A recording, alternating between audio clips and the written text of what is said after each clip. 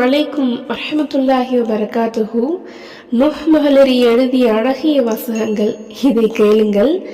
இளவரசர் வருகைக்காக நீண்ட நேரம் வெயிலில் காத்து நின்றதால் மயக்கம் ஏற்பட்டு தரையில் விடும் சிப்பாயின் புகைப்படம் இது. வலியால் துடித்து அனைவர் கண் முன்பாகவும் அந்த வீரர் மரணிக்கிறார். ஆனாலும் கூட யாரும் அவரை அணுக துணியவில்லை, அணுகவும் கூடாது. அப்படி அணுகினால் பெரும் பிழை.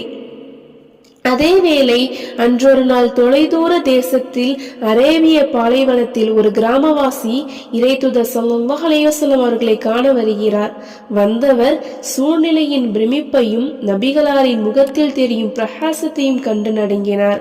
கருணை நிறைந்த கண்களால் அவரை பார்த்த நபிகளார் மலைகளை அசைக்கக்கூடிய வார்த்தைகளை சொன்னார்கள். நிதானமாக இருங்கள், நான் அரசன் அல்ல, மக்காவில் உலர்ந்த இறைச்சி துண்டுகளை சாப்பிட்டு வாழ்ந்த ஒரு சாதாரண குறைஷி பெண்ணின் மகன்தான் நான் என்று. மனிதாபிமானம் கற்றுத்தந்த மகத்தான மாமனிதர் தான் நம்முடைய நபி ஸல்லல்லாஹு அலைஹி வஸல்லம் அவர்கள். அஸ்ஸலாமு அலைக்கும் வரஹ்மத்துல்லாஹி வபரகாத்துஹு.